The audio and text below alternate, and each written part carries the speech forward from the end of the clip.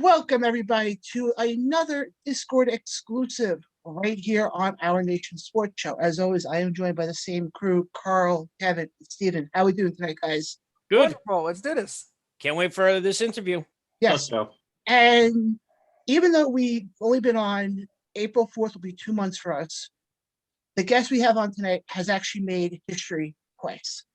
Not only was she our first ever guest we had on back in February when the show started out, she is now our first two-time guest, as we are being joined by the voice of the overnights on the weekend, and somebody who I think is one of the biggest people a part of WFAN in the future.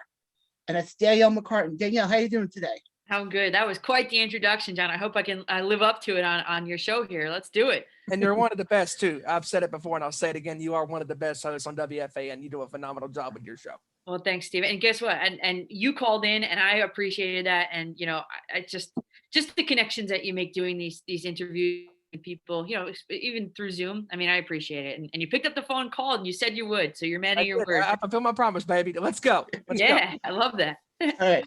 Steven, you got the first. Okay, so before we get to baseball, I have a question for you about the Brooklyn Nets. They are driving me up the freaking walls. They are signing all of these players to these contracts, trying to build this super duper team. And I told you before on the show when Kevin Durant went to Golden State and when LeBron started the super team with Miami back in 2010. Brooklyn is go home or bust when it comes to this NBA championship this year. They're second in the East. How do you think Brooklyn is going to finish this season? Because it is all or nothing for Brooklyn this year. For sure, all or nothing. It's championship or bust, especially with all the signings that they're making. See, Brooklyn is like a weird thing because here, you know, they're the Nets, but they're more like a national team than anything, honestly, because of all the stuff that they've been doing. It's just, I'd have to go back and see how many games that the big three have actually played together, that being Durant, Irving, and Harden. How many have they played together? Because you know that these guys, like LeBron James, you know, they just survive the regular season in order to get to the postseason. And I think, I mean, I hate the super team. But I think this team could be something very special when they kick it into high gear come playoff time. I think they're just kind of biding their time until that point. And I think they're just going to kick it into overdrive at that point. Yeah, absolutely. And, you know, we'll get more into that when we do our show live Thursday night. But, yeah, Brooklyn is one of those teams that are definitely driving a lot of basketball fans up the wall. And I'm a Knicks fan. Yeah, it's frustrating to watch. It surely is. And, you know, you see, like, all these guys that they're signing. And my favorite player on the Nets is Joe Harris. And he's kind of taking a back seat. And the guy's a sharpshooter. I mean, they just re-signed him. They got to give that guy a bigger role. But, you know, and Nick Claxton has come on to his own. And they just made a signing that's going to inhibit his playing time too. So I don't know. This is just still at you know, the end of March, a huge gamble for this team, but we'll see what happens when they all play together. Oh yeah, absolutely. First thing I want to get to is let's talk about that team from Queens.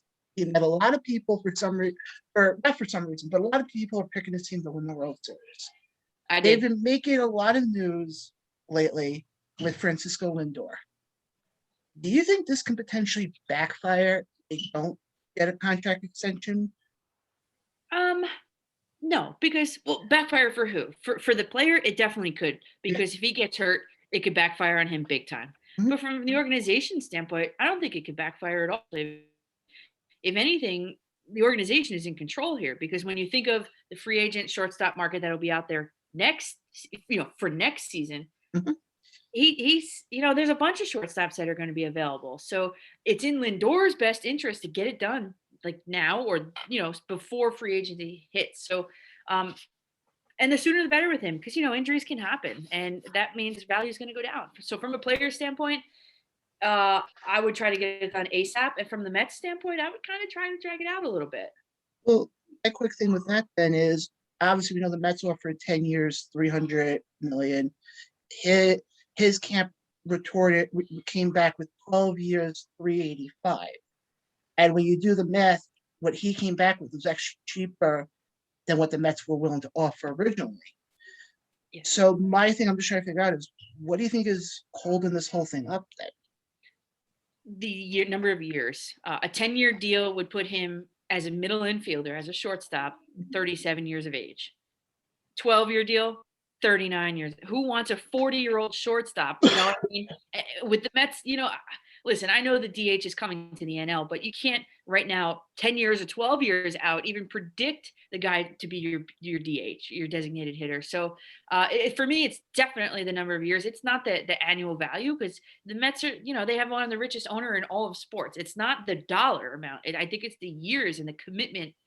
You're entering a 10-year relationship with a guy that's 27 years old. I mean, that's as a middle infielder. He's not like he's a third baseman or first baseman. That's a big thing. All right, Carl. My question for you is not a current team with the Mets, but how did you feel hearing that Bobby Bonilla is going to be paid all this money for so long and not play? Well, I need to hire that guy's agent. Whatever that guy's name is, I need him. That was ridiculous. It's ridiculous. I mean, that's ridiculous. And I just don't like how, that's what tomorrow, I think, is payday. Is it tomorrow? No, isn't July 1st? It's always July 1st, I think. It ties July in with the 1st? fiscal year. Okay. Yeah, July 1st. Ridiculous. And the way that the Mets are kind of just poking fun out of it, they want to make it into a thing. I read, I think. I just disagree. Just pay him, give him the check, and keep it quiet and keep it moving. Like, we don't need to make this into this big hurrah to do about it. You made a bad signing. Everybody knows it. The world knows it. And just keep it moving. It's the Mets. The old Mets. Yeah. Kevin? So with the Mets, is there anybody on the team currently, either on the major league roster or down in the minors, who could potentially be a surprise, like Pete Alonso was a couple of years ago? See, I didn't look at Pete Alonso as a surprise, because I have a lot of contacts in Vegas and I go out there a lot. And when he was playing on the Vegas 51s, I mean, I was tuned into him and to Jeff McNeil, and I was like, these guys are going to be players. So for me, they were not a surprise, only because of all that. I guess that's a good question. I think the biggest X factor, I guess we could say, for the Mets is, for me anyway, I think it's going to be Lucchesi, Joey Lucchesi, the pitcher, who's slated, I think, to be the 4th or 5th rotation spot. I know that's really like what the heck are you talking about that for? But I think he's going to be really good. And I think people are really undervaluing him. And I think he can really work his way up in that rotation, actually. But when you think of hindrances to the Mets, I look at third base defensively, JD Davis, but really left field, Dom Smith in left field, look out. I mean, horrible. But, I hope he surprises me. But I know that's like a long-winded answer. But Joey Lucchesi would be my guy. Yeah. All right, Steven? I want to get to the Yankees now, and they were 33-27 last year. They started out pretty well, and they were hot for a little bit, and then they hit a rough spot. They've had some up and down years for the past 4 or 5 years. They were close to the World Series a couple of times, and what is it going to take this year for the Yankees to be more consistent this year? And now it's going to be a more longer season this year. Yeah, I think the biggest question mark around the Yankees, well, first of all, and I hate saying this, I hate the word healthy. I don't know if I've ever used the word healthy on my show, but when you look at a roster that has Judge and Stanton in it alone, right? That's a scary lineup to try to navigate, especially with DJ LeMahieu, and all these other names, right? But I think the biggest thing for the Yankees, I mean, they clearly didn't hit in when the lights were turned on in the most. I mean, Gary Sanchez last year hit I could have hit better than him. 147 was it on the season? Or yes, Edwin Encarnacion in the Astros series, he hit 063. I could hit that better is terrible. That. Awful.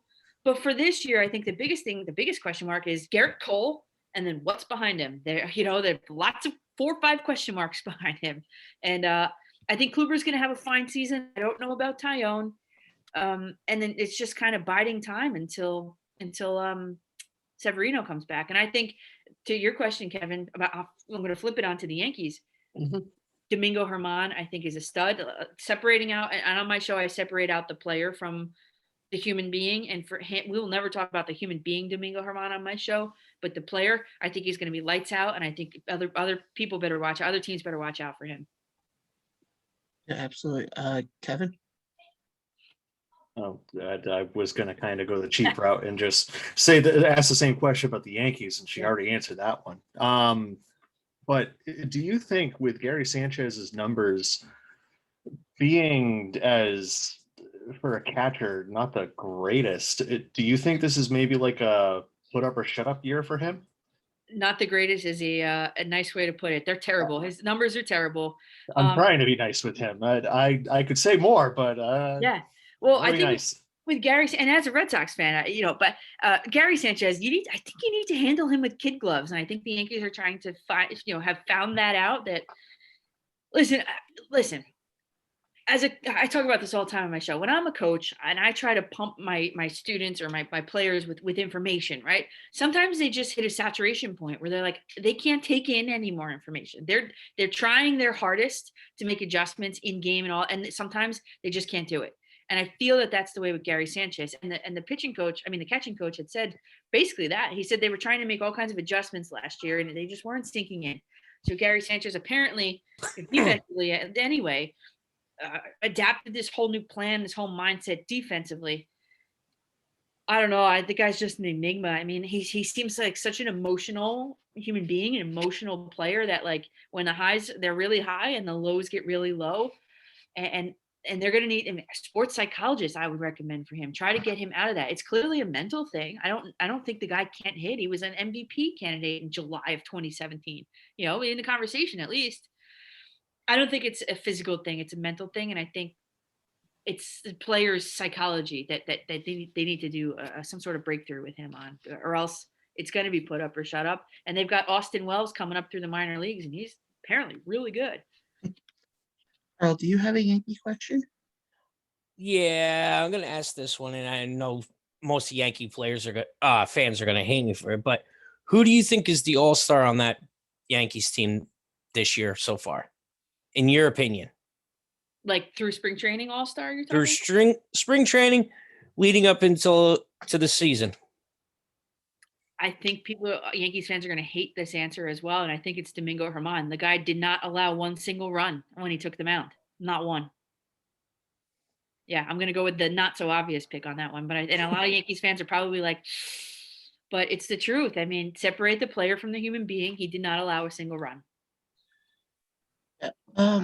My last question actually is looking at this AL East, and it's a very tough division this year. You have Boston, you have Tampa Bay, you got Toronto. We don't really count Baltimore in there because they're really not going to do anything.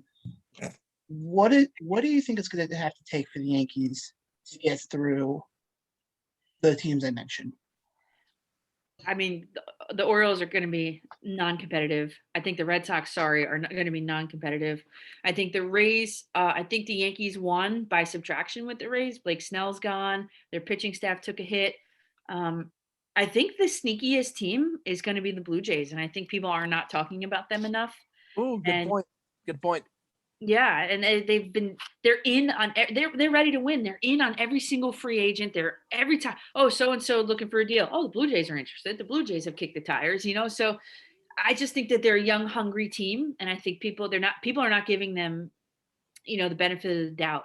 But for the Yankees to get out of the East, I mean, they're going to have to string together series win after series win. And to me, it starts with the pitching staff. We know that this hitting can mostly overcome really any deficit, but it's just the pitching. It's a huge question mark for me. Yeah.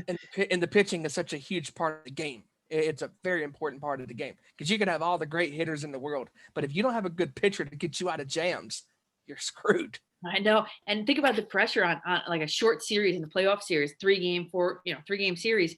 Garrett Cole, that guy's going to have to win every single time he takes the mound. I think that's unreasonable to ask all the time if you don't have confidence in the guys behind him.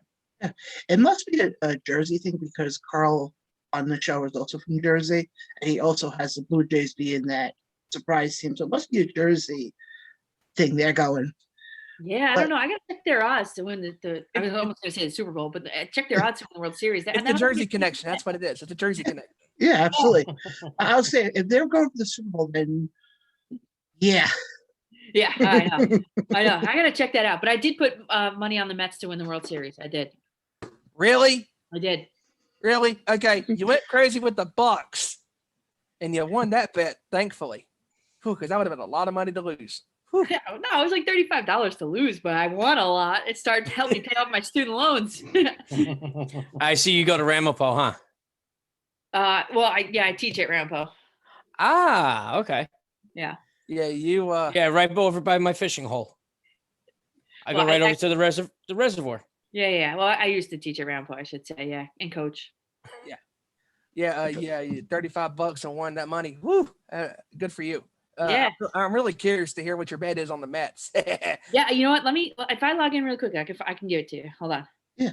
Because I wanted to check the Blue Jays odds anyway. And I put you guys are first to hear it. I put my Super Bowl bet down for this year. Aha!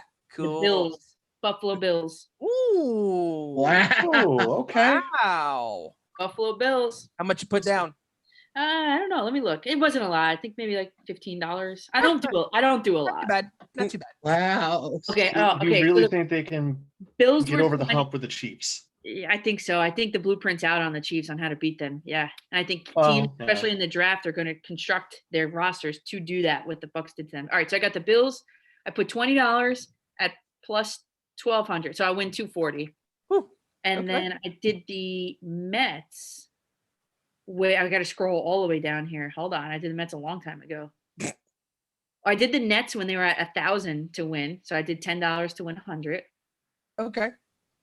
Where's the Mets? Jets, Giants. Those were just. Uh-oh. Did the Mets one not go through? Oh, no way. Uh-oh. Oh, wait. View. Oh, not seeing all your bets. View of the other ones. I'm sorry. I'm taking up time here. No, No, you're good. You're good. I think I put $10 on the Mets. Is what it was. I swear I'm not texting. Someone just texted me. Hold on. Maybe I did it in the other app. I do too. I have BetMGM and I have FanDuel. I have two of them. Let me just check this. And if I can't find it, I'll let you guys know. You can add it in after. Yeah. Yeah. You know when you're under pressure and you like can't find something because you're under pressure. Yeah, exactly. Yeah. Stupid mass not allowing sports betting. I I hate it here sometimes.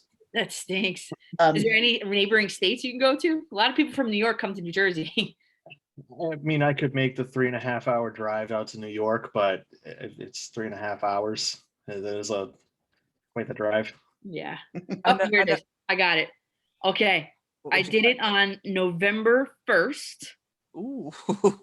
November 1st. I put $20 on the Mets to win the World Series at plus 2,500 odds to win $520. wow. Wow. Yeah, Danielle again.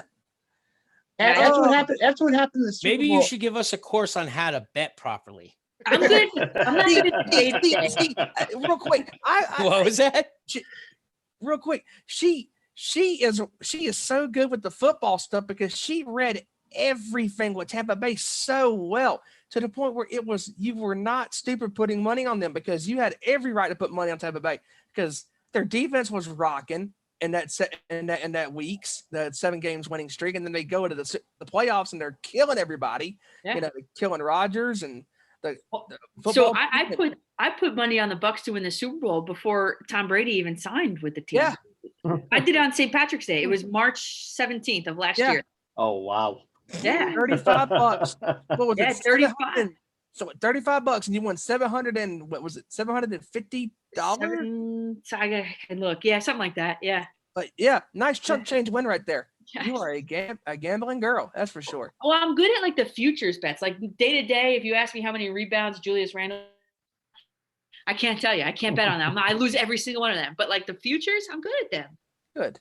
We're gonna have you on again to talk about that. Oh, yeah. We got to have her back on if the Mets do win the World Series. Oh yeah. Yeah. Yes. We'll have her on more than just that. Oh, But, yeah. uh, Obviously. She's become a friend of the show now. Yeah. You guys And are a great. friend of ours. She's great. She's great at what she does. Danielle, real quick. I noticed you got a softball tournament coming up soon, huh? Well, the Boomer Esiason thing you're saying? Yes, ma'am. So apparently I made the team and I went to the batting practice the other day. Yeah. I was just dusting some rust off and I found out that I still got it. So I saw that video. I was like, wait, what rust? yeah, right. I know. But I'm waiting for Boomer to email me and ask me for my uniform size. He did ask me if I can be the catcher. And I said, I'll play wherever you want me to play. I don't really care, wherever. I've never Now caught a can day in pe- my life. I'm gonna have to go out and get a mask because these teeth made it, through all high school sports just the way they are. But yeah, so we'll see what happens. But I'm ready to go. I can't wait. Can the fans come to that? I think so. I think yes. Okay. But I don't know what this whole COVID thing. I don't know. But normally, yeah, I think they do have fans that come. Yes, and you guys are all invited. If you're ever in the area, you're all invited. Definitely. you. And Thank where do you know by any chance where it's held? I think it changes. So like if they play like the Staten Island, firefighters, they'll play there. Or if it's like, Okay. I know they play the Port Authority Police. I think that's like in Edgewater, somewhere close nearby here. Oh, okay. Yeah. So it's like a traveling league. Like I don't think it's ever in one place twice. I don't think. I don't know though. I don't know much about it. I'm just on the team, I think. But yeah. Well, if you're by, Long Island or Jersey or, you'll definitely see us there and, Definitely. Well, yeah, I Absolutely. appreciate that. Whenever I find out, I'll put everything on social media, so you won't be able to miss it. As soon as I know, everybody will know. absolutely. Danielle, what do you have coming up on your shows So that you this, can tell us? yeah. So this weekend I have a segment called beatboxing. I think you. Yes, Yeah. that's phenomenal. That is phenomenal. The segment you had with the Tampa Bay guy and the Kansas City guy was excellent. Oh, thanks. I'll text them and tell them. Yeah, thank you. So I figured the Knicks and Nets are playing each other on Monday for the last like official time. They might meet in the playoffs from those, but I'm going to do a Knicks and Nets beatboxing for this weekend. And next weekend, I've confirmed it. I heard he's a little bit flaky, but I confirmed it. Jeff Nelson, former Yankee pitcher, will be on next weekend. Oh, Actually, one last thing. You actually just had a guest on your show that was just a guest on our show uh-huh. a couple weeks ago, Tanyan Starts. Tanyan's, yeah, he was funny. Oh, yeah. he Great was good guy. with, Hey, Danielle, hey, real quick. He actually called us. Hey, he said, "Hey, is this ZZ Top I'm hanging out with?" I'm like, "Oh crap!" Like, yes, like he was like, I could drink a beer with these guys." I'm like, "Well, cool, dude. Just super cool guy." Yeah, he was so funny. He was talking about the A-Rod Veritek fight. I was Oh, laughing. yeah. he Oh, talked boy. about that. He talked about that with us too, but absolutely. But guys, listen to Danielle's show on WFAN. But I think You they also haven't, she's changed great. the radio.com app. Yeah, Yes. I know. Is it? I don't know what happened with that. I have to ask somebody. But they Yeah. did change. They're not radio.com anymore. They're No. Yeah, Odyssey. so listen there. She's great. I still think come 5-10 years from now, you're gonna hear her in the daytime. And I said it on her show when I called in the second time. I said she needs more hours because she does a phenomenal job at what she does. Why I'm you not guys- gonna say that I agree with a certain UFC fighter who tweeted about it, but I agree with a certain UFC fighter who yeah. I'll just leave it Me at that. and Misha Tate are like this. I love her. We would love to get her on our show. Oh, that'd be She's great. she's a busy woman now. Yes, I'll she text is. her. She usually answers right away. Now it's like 2, 3, 4 days later she'll answer me. So she's Well, that's because she's back training again, right? oh yeah, Yeah. she's been training, but now she's like announced it, and I'm sure everybody wants a little piece of her. Yeah. So Yeah. I'll have to Absolutely. wait my turn, I guess. Well, if you talk You'll to her get it. next time, just Pass the word along. that's what Little birdie. Service of a nice guest there, Danielle. I texted her on Thursday. She responded yesterday. jeez. Yeah, But- she's usually very quick. Same day, 2 Yep. hours. But this has been another installment of Our Nation's Sports Show. As always, we were joined by Danielle Mccartan, for Carl Roberts, for Stephen and Kevin. I'm John. We'll catch you guys Thursday night, starting at 7 p.m. Catch you then.